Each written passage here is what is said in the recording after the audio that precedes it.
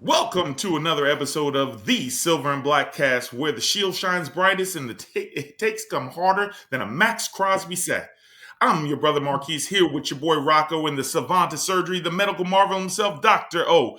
Every week, we're going to break down into four segments, just like the four downs on a football field. On first down, we're going to hit you with the latest Raiders news. What's hot? What's happening? Who's making headlines in silver and black? Second down is our topic of the day, from the famous legendary plays to what matters most. On our third down, we're going to step aside and see what's going on into Rocco's mind. And trust me, anything can happen in there. And on fourth down, where we never punt on your questions, you bring the heat and we'll bring the answers. So gear up, Raider Nation. This is another episode of the Silver and Blackcast, where your commitment to excellence meets our commitment to entertainment. Let's get it. Well, thank you very All right, much. guys. Really appreciate that introduction, Brother Marquise. Hey, we do what we do. We do what we do. So, guys, we're going to start today. Today with, as usual, our news and notes. So, the only thing that's really going on in Raider Nation now is the upcoming training camp. So, Mike, what do we got? What do we got there, Rocco? Well, we got the rookies report in July 17th and veterans the 22nd. I believe the first practice will be the 23rd. So it's good. Right around the corner. Yeah, it's going to be real exciting on, Thursday's coming up when we get the rookies. And the biggest question, I guess, when it comes to that is, we still have Jack Besh unsigned. So how concerned are you about that, Rocco? Not terribly. I saw an article earlier today. I believe most of the second round is unsigned. I think it's just one of those things.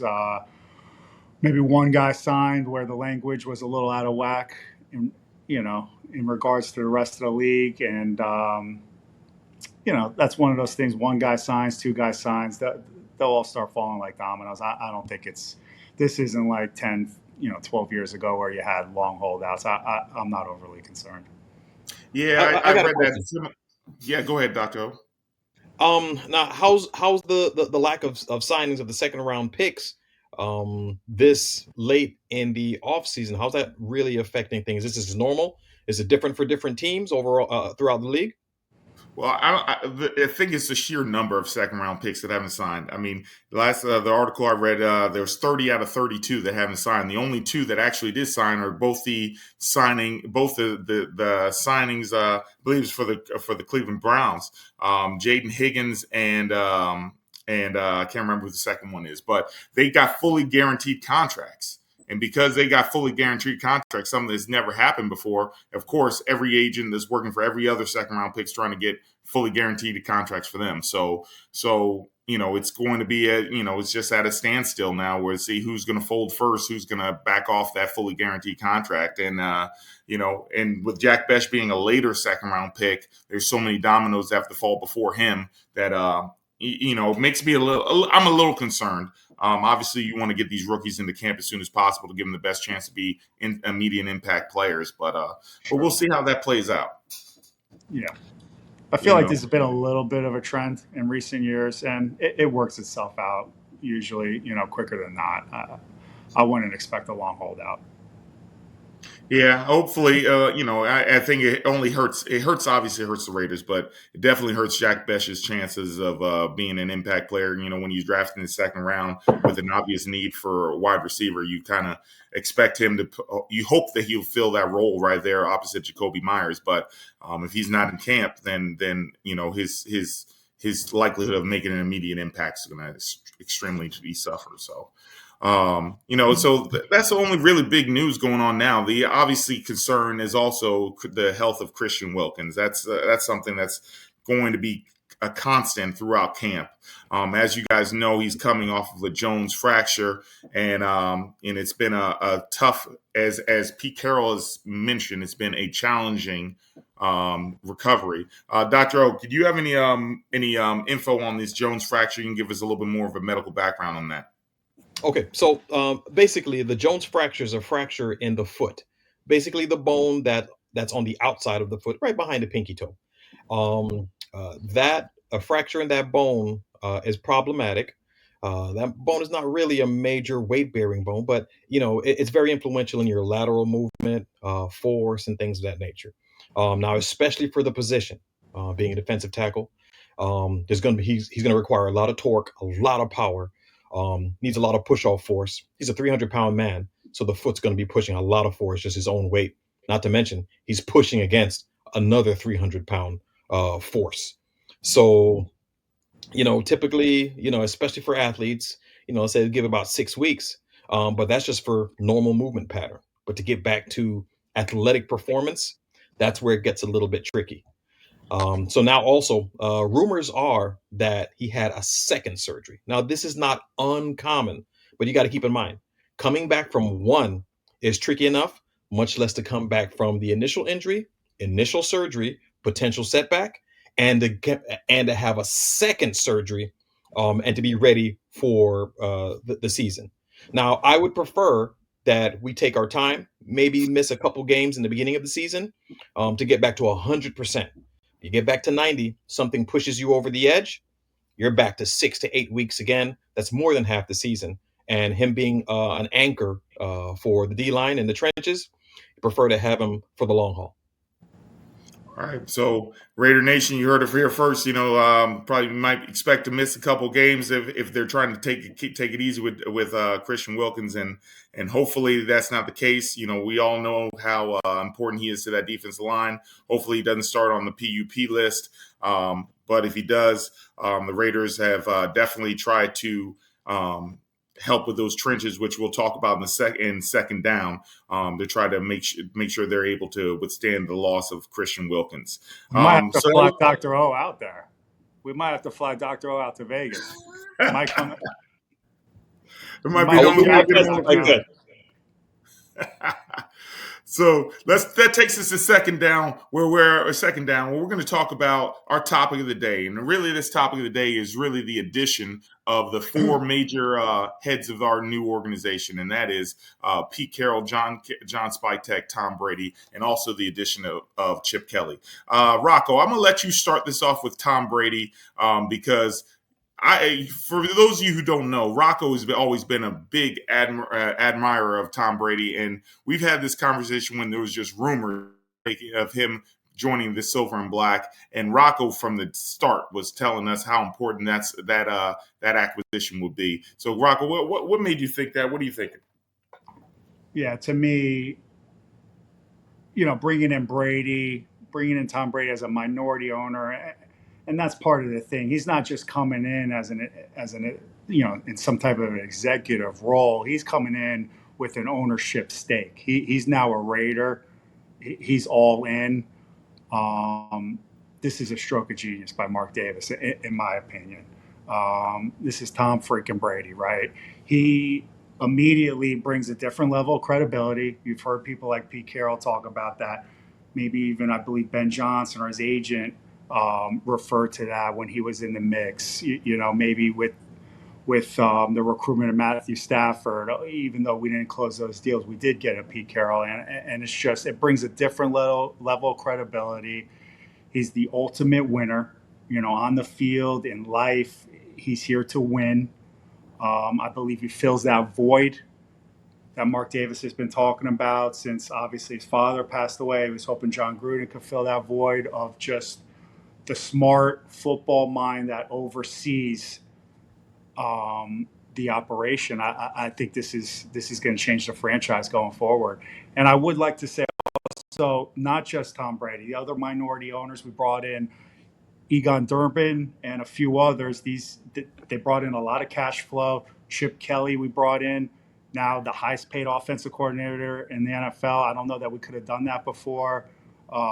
These are serious guys that they're here to win as well. They're here to build the best organization they can, and they're here to win. And I think, bringing in Brady and the other minority owners really changed the franchise going forward.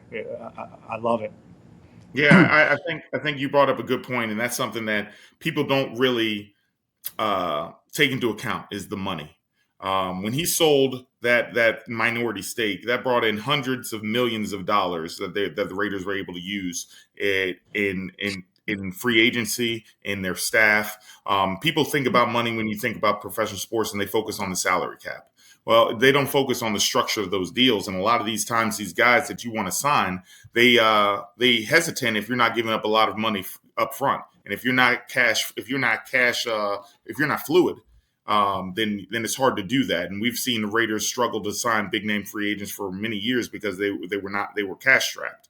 But giving up a minority stake, and also when you give it up to a guy like you said, Tom Brady and things like that, it really does make a huge difference. I mean, we've already heard the stories of guys like Ben Johnson, who was the hottest coach name on the block, already told people that he is not going to take interviews with certain teams, and the Raiders are one of them. Well, Tom Brady gets on the phone with Ben Johnson, all of a sudden Ben Johnson is coming to visit the Raiders. So he does have some clout. He does have some, he's got that it factor that makes the Raiders a little bit more desirable nowadays. So after October 15th, when we added Tom Brady, next was John Spytek, his former teammate in Michigan, former assistant GM with the Tampa Bay Bucks, has years of experience in the NFL, from scouting roles with Cleveland Browns, excuse me, to be national Southwest area scout. I mean, this is a guy who worked with the Detroit Lions, the Philadelphia Eagles, with some of the best GMs in the game, and he's seasoned. He's been ready for this job, for, as far as a lot of people have said, for many, many years. And he finally gets his shot here with Tom Brady. And Dr. O loves his name anyway, Mr. John Spytek. So that his name at O earned the right to be a GM. How do you think that transition has gone so far with the John Spytek era? Beautifully. I think I love how you mentioned the relationship with Brady. I mean, it's so important that the entire front office is in lockstep, and you have that trust and you have that relationship where everyone's in the same page. And Brady and Spytek having that relationship going way back, and especially working closely together in Tampa Bay when Brady won his last Super Bowl, I think is so important. And from all appearances, he's off to a great start building that relationship with Pete Carroll. And like you said, he was more than qualified, was the right-hand man under one of the most well-respected GMs, Jason Lick, in Tampa Bay, where, they had a lot of consistent success. I love that they built a Super Bowl winner, which is the ultimate goal, but they continue to stay competitive since then. They've retooled, and they're a consistent, contender, consistent playoff team, and they did that through, a lot of smart decisions, a lot of good player acquisition, and he's got that track record, and he's earned this opportunity to run the show himself. And I think he's off to a great job. He's off to a great start. No, and you said it right there. I mean, working with Jason Light, and they were able to transition. Obviously, you had the Super Bowl team with Tom Brady, and then straight from there, their team, they do a complete rebuild from one of the oldest teams in the league to one of the youngest teams in the league, and they did that through the draft. And everything that John Spytek has mentioned many times is that he believes in developing through the draft and building your rosters. As you can see, he wheeled and dealed through the draft this year, has 11 draft picks, and as GM for the DaCosta from the Ravens said, he said, look, this, and I really believe this, and I think John Spytek has alluded to this same thought process, is that in a league where there's so much uncertainty from every pick, the only logical way to go about it is to have as many at-bats as you can have. In a league where you have a first-round picks that are bust 50% of the time, then you need as many at-bats. A lot of truth to that.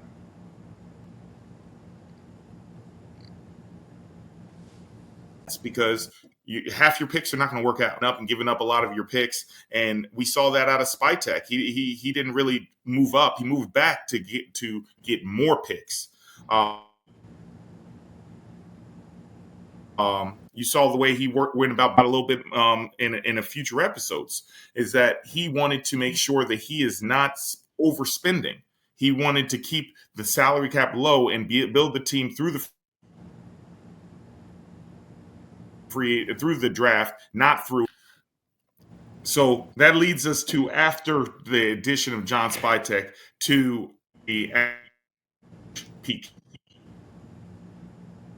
Rocco, I'm gonna let you start off with Pete Carroll because I got a lot to say about this guy. So I'll let you start it off. So do I.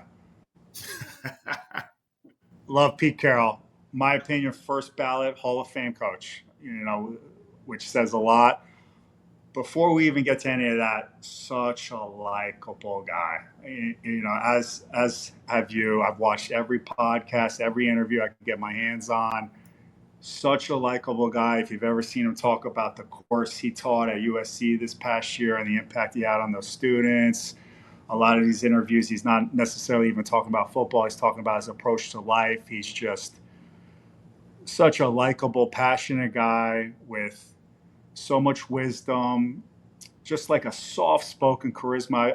I almost half jokingly said to you before, but I mean it. It's almost hypnotizing when he talks. He gets you so bought in. So with all that said, super likable guy. But as far as X's and O's and wins and losses, like I said, a Hall of Fame coach. And what I like about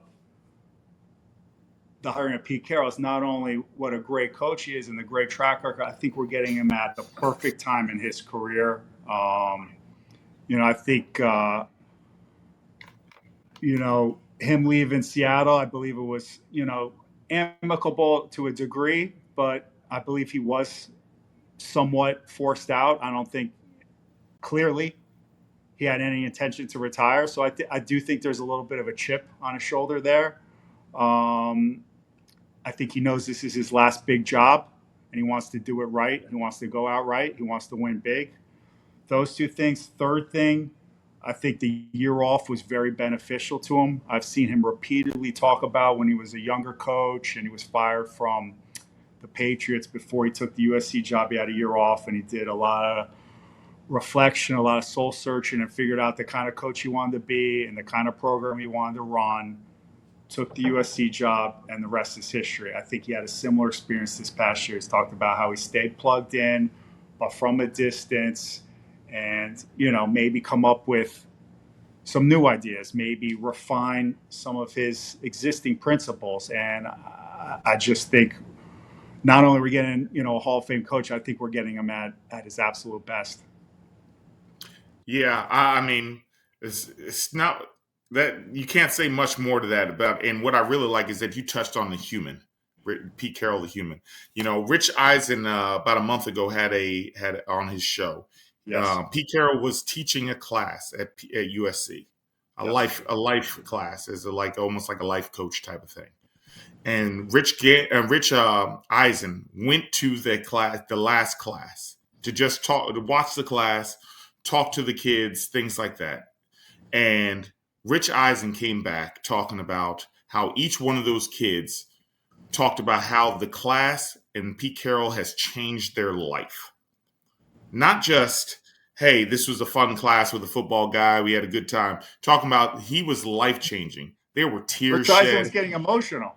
Yes, Rich Eisen was over there almost crying, talking about how these kids, how he was able to build this connection. And that's what I think that Pete Carroll's greatest gift is.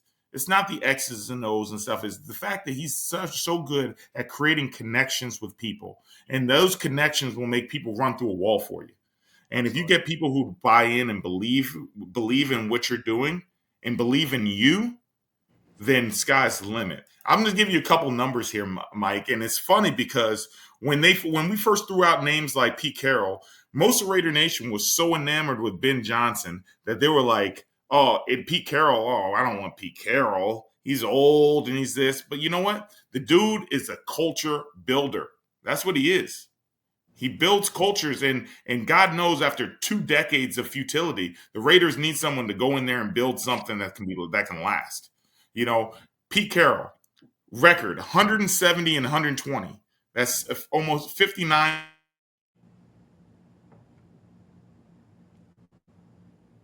winning percentage. He's coached his only 4 years under 500. 12 of the 18 years he's made the playoffs. 2 Super Bowl appearances, 1 Super Bowl win. When he first took over USC, he was 6-6 his first year, followed by 11-2 his second year, followed by 2 back-to-back national championships his third and fourth year. You're talking about a guy who turns around programs efficiently and quickly. And so the Raiders got, I don't know how you can not be fired up about this hire, because the guy's proven it. It's not, you're not taking a hotshot coordinator. You're not taking a guy who everyone thinks he's going to be good. You're not taking a retread that's failed. I mean, for God's sakes, the Seattle Seahawks were 9-8 when they fired Pete Carroll. It wasn't like they bottomed out. No, never. He just wins, and so hopefully that trend will continue in Vegas. But I'm fired up about Pete Carroll, and I think just that his addition is just been a breath of fresh air, and is going to give Raider Nation what they want and deserve. That leads us to our last big hire when it comes to the administrative side. I'm ready to run through that wall. Okay. Yeah, I'm telling you, right? I won't Fired up, baby. Not yet. Just compete. Compete. We'll wait till September. It's too early in the summer. Oh, well, that leads us to the last big hire, and that is Chip Kelly. And you alluded earlier that through the sale of the minority stake ownership, we were able to afford Chip Kelly. We get $6 million a year, which is more than some head coaches do in this league. But why would they give him so much money, Mike? Rocco, why don't you lead us off with that? I mean, listen, I've always been a Chip Kelly fan. And he's one of, if not the godfather of the modern day spread offense. I mean, he invented a lot of this that damn near every college offense runs in the entire country, and a lot of the NFL uses, a lot of those principles. Now he's the godfather of this. Took the football world by storm with that system in Oregon. Then pretty much took the NFL by storm with the Philadelphia Eagles at first. Had a lot of success on offense.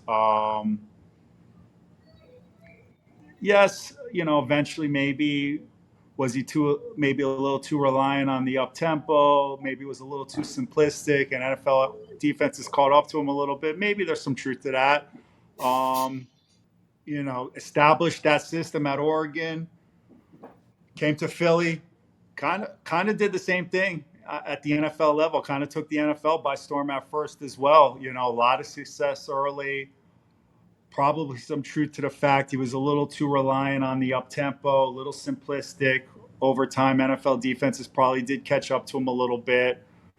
You look at the numbers, they were always still pretty solid, even when he came back to earth a little bit. I understand didn't have any success at San Francisco. I don't know that he had any talent to work with there either. Goes to UCLA. Did some good things at UCLA, especially on offense, moderate success. Tough place to win in the changing landscape of college football. I love that he voluntarily leaves that head coaching job because he just wants to go back to coaching offense, and competing at the highest level. Voluntarily leaves his head coaching job at UCLA to take the offensive coordinator job at Ohio State. The head coach at Ohio State, Ryan Day, had always called plays previously. Hands over play calling to Chip Kelly. Could never quite get Ohio State over the hump. Chip Kelly comes there. I think you start to see him really evolve his system there. I'm sure he's still using a lot of the same principles, but at Ohio State, you see more, bigger formations, bigger personnel groups. They slow down the tempo, very balanced. Chip Kelly's known to coordinate a dynamic run game with a great play action game. They're going to throw the ball downfield. He does all these things at Ohio State and helps them, get over the hump and finally win that national championship.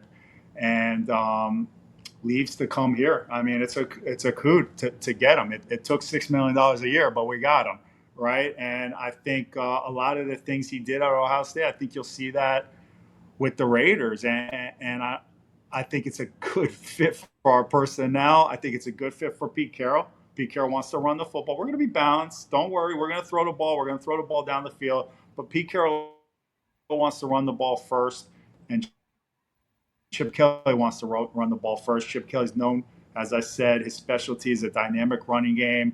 I think you use, as I said, a lot of those bigger personnel groupings at Ohio State. Perfect fit for Bowers, Mayer, with Genty. With the blocking style, wide receivers like a Jacoby Myers and a Betch. I think it's a great fit, and I couldn't be more excited. What do you think? Yeah, I got some numbers here to back up what you said there, Rocco. I love the 2014, he love took them. over. He took over the Eagles, third in points, sixth in passing, ninth in rushing. Then the Wow, following year, 2015, I'm sorry, 2013 and 14, second in yards, fourth in points. So then in 2015, he falls off by going only 12th in yards and 13th in points. So exactly, at his worst, he was still top 13 in the league. exactly. Unfortunately, due to some personality issues and things like that with him as head coach, he gets moved to San Francisco. And you mentioned that the numbers dropped off, and they did. However, even with them struggling, he still fit in. They still were fourth in the league in rushing. You Wow, know, I so did not know so that. this guy is just dynamic when it comes to running the football. You go That's his back fault. to Oregon, he had LaMichael James, who won the Walker Award for the best running back. He had 1,800 yards under Chip Kelly. You go to the Eagles, he had Shady McCoy, who led the league in rushing under him. You go to Ohio State, where they have two running backs. Both of them go in the second round. Both of them go over 1,000 yards rusher with Travion Henderson and Quinshawn Junkins, who I know. Sadly, I don't know if you saw that. By the way, they Quinshawn Junkins with domestic violence issues. So I Yep. know a lot of Raider Nation wanted to draft him this year. Well, we might have you know got away with one there if this case against Judkins sticks. So I mean, to back up your point, Chip Kelly's going to be a huge asset to the Raiders. We talked about his great running game, and what can be better than a great running game than pairing a great running game with a great running back. So the Raiders go down with that with the number 6 overall. That's going to take us to third down, ladies and gentlemen. We're going to go deep into Rocco's mind, see what's going on in there. Rocco, what do you got for us for today? What's the take for the day? Okay. You're gonna laugh, Marquise. I really like the Raiders hired 3 coaches as direct support staff under Pete Carroll with an analytical based background. And There you're we go, laughing. baby. You're laughing because I've never been an analytical guy, right? This guy hates stats. I've always been a little more old school in my approach, and I like coaching. There's something to be going with your gut when we're making coaching decisions and these type of things. But with all that said, of course, there could be quite a benefit to considering analytics when factoring decision making. So I want to name them. We hired Matt Capurro, who was actually with the Raiders. You're going to love this, under Al Davis from '03 to '08. So Yeah, baby. Just win. we love that. Any connection to Al Davis from '03 to '08, left to go with Pete Carroll all the way back when Pete Carroll went to USC. So he's been with Pete Carroll since USC, the entire Seattle tenure. Mike McDonald thought enough of him, kept him last year with the Seahawks, but now Pete Carroll brings him back to the Raiders, back with Pete Carroll. They obviously have a close relationship. His title is VP of Coaching Operations. Um, I think he's going to help Pete Carroll coordinate with the day-to-day operations. I think when we talk about coaching decisions, everyone's mind immediately goes to game day decisions. 4th and 1. Rightfully so. But these head coaches make so many decisions every day, every week, all calendar year that are in the end very important, whether it's the training camp schedule, the game day schedule. When are we going to practice? Do we factor in the heat? Do we fight through the heat? What's the travel schedule going to the East Coast? These are all important decisions, and Matt Capurro is going to help Pete Carroll in that regard. Here's your analytical guy. We hired Ryan Pagnetti from Jacksonville. Okay, This is your analytical guy. His title with the Raiders is head coach research specialist. Was the Jaguars director of football analytics last year. Okay, and I don't know if you know, for whatever it's worth, I know they haven't had a lot of success, but Jacksonville's always been, one of the leading teams in the use of analytics in the NFL. Also was with Chip Kelly when Chip Kelly was the head coach of the Eagles, but that's going to be your number one analytical guy presenting that approach to Pete Carroll. I also want to mention we retained Keenan Clark, who's also a coaching analyst, and also Nate Carroll, another one of Pete Carroll's sons, who's also the assistant quarterback coach, also has game manager in his title. So there's been obviously a strong emphasis in helping Pete Carroll in his decision-making process, which I love. I have all the confidence in the world to make in Pete Carroll to make those decisions, but the more help, the better. We saw last year. I love AP. I wish AP nothing but the best. AP struggled mightily, and That dude was just flipping a coin to decide whether to go or not. Stop. We love AP. We're not gonna. We love AP. Heads. Go for it. AP struggled in this regard, and it hurt. Okay, so I just feel like the Raiders. I believe the Raiders have the feel of going into this season of a team that's going to be in a lot of close games. Not that that's unusual for the majority of the teams, but quite frankly, we haven't necessarily been in a lot of close games recently because we haven't been good enough to be competitive. We're going to be a lot better. We're going to be a Pete Carroll coach team, and if they're one thing, they're competitive. We're going to be in a lot of close games, and to win these close games, you have to make the right decisions to give your team a chance to win. I think Pete Carroll has plenty of old school in him, which I'm still an old school guy at heart. So I love that, but I think he's going to blend that, his experience, his old school nature, with the new school approach as well. He's always looking to evolve. He's always looking to be on the cutting edge. I think he's going to consider analytics. I think he's going to blend the best of both worlds, and I think his decision making is going to be an advantage, a winning edge for us when it comes to winning these close games.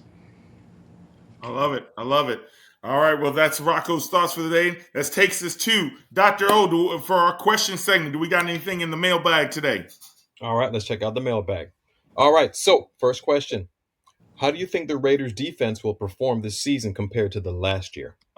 We're not going to answer that. That's Rocco's thoughts next episode. Okay.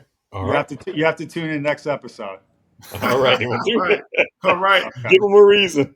There we go. What we got next, Dr. Next question. What's your take on the Raiders draft picks? Did they address the team's biggest needs? Oh, that's a great question.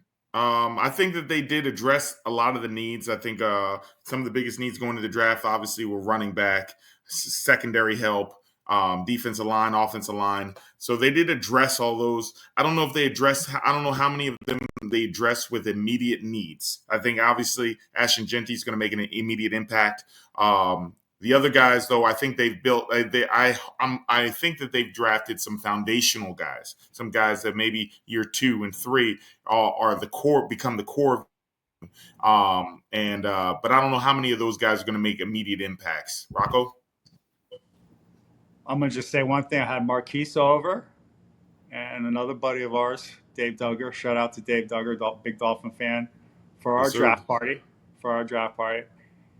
And when we selected Ashton Genty, my neighbors still won't speak to me. They're so upset with the fuss I caused when we drafted Ashton Genty.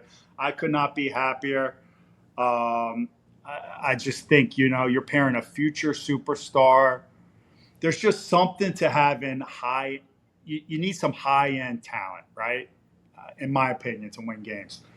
We have Max Crosby. Max Crosby is a defensive player of the year type of player, one of the best players in the league. Brock Bowers has proven to be one of, if not the best tight end in the league 1 year into his career. I think Ashton Genty is that type of player. You're starting to build some superstar talent. I think I understand the debate with the value of taking a running back that high. I believe he's fully worth it. There's just something to bring in that top end talent to a team, and pairing him with Brock Bowers, and now you have a couple of superstars, and now maybe you start scoring a lot of points. So I thought we had a great draft. Marquise touched on it in depth, but just Genti especially to me was just I was just absolutely ecstatic. Absolutely. All right. With Next question. With the AFC West becoming more competitive, how do the Raiders stack up against the rivals like the Kansas City Chiefs, Denver Broncos, and LA Chargers in 2025? Well, first of all, the Chiefs, they're the champs until someone knocks them off. They've won the division 9 years in a row. Hats off to them. That being said, all the teams are getting better. The Broncos got a lot better, the Chargers got a lot better, and the Raiders got a lot better. So I think that gap is shrinking between the Chiefs and everyone else. I think there's going to be a lot of teams that beat each other up. I think it's going to be on the Raiders to look, let's be frank. They went 0-6 in the division last year. They got to get to at least 500 in that division, 3-3. They got to be able to either beat all the teams once or sweep one team. So they have to be able to get there to have an opportunity to be able to be in the conversation with the Chiefs. That being said, I think that this division is up for grabs a lot more than people think. Just because you've won it 9 years in a row, that doesn't guarantee you win the 10th. So I would like to ask you a question. It's funny you said that. I was thinking, and most likely not, but do you think there's any chance? I've always said the hardest thing to it's extremely hard to repeat as a Super Bowl champion. I think the hardest thing to do is come back the next year after losing the Super Bowl. My opinion. I just think it's so heartbreaking. It was so hard to get there, and then to lose that game, I think it's hard to recover. Different situation. I mean, we're basically talking about a dynasty here, so maybe this yeah. is wishful thinking. Do you think there's any chance with the Chiefs losing the Super Bowl, and I'm going to say the way they lost it? I mean, they got embarrassed. Seems like there's been some regression on offense a little bit recently in recent years. Obviously, they've been able to overcome it. Any chance the Chiefs fall a little bit, you think?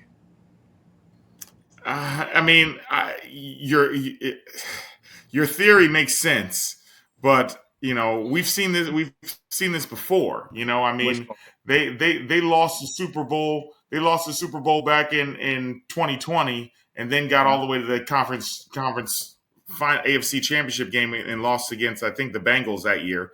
The year after, so they haven't been held back before. So maybe the rest of the league's getting closer. But we've seen this record play out before, and then after they lost in the AFC Championship, they won 2 straight Super Bowls right after. So I mean, they're the definition of a dynasty for sure. And I'm not going to count them out until someone's knocked them out. That being said, the Raiders over the last 3-4 years have always beaten the Chiefs or should have beat the Chiefs right there with them to win the game. Even last year when we were horrific, we were a botched snap away from kicking the game-winning field goal. So we'll see how it plays out. But until they're proven otherwise, I think it's I gotta give them the edge. Okay. All right. So, next question from the mailbag. Who will step up as a Raiders breakout star in 2025? A rookie, second year, or a veteran? I'll let you think about that one first, Rocco, because I'm not ready to answer that one. Well, I mean, Genti's like too obvious.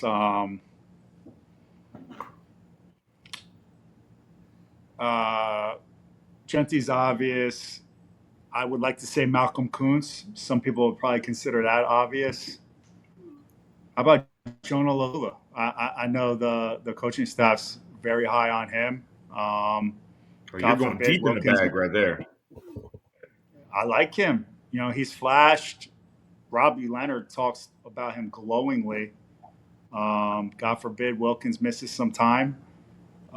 He could have his opportunity.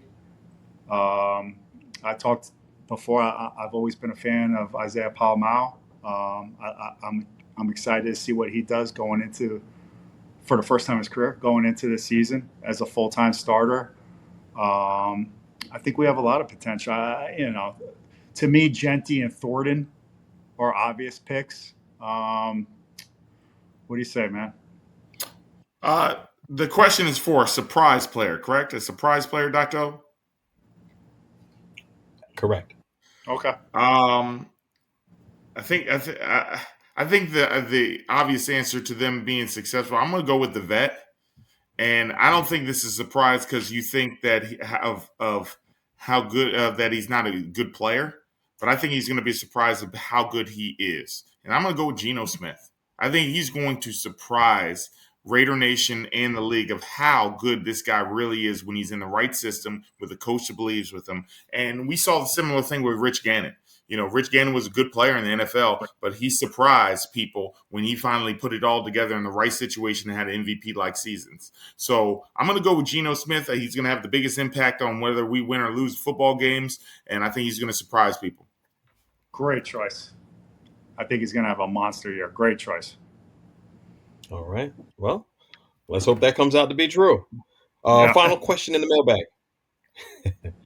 In this year, is this the year the Raiders defense finally turns a corner? Which player will be the key to a defensive turnaround in 2025? Whew. This I'll is let you start Rocco's that thoughts coming up. This is Rocco's thoughts coming up. So I'm just going to say very briefly, yes.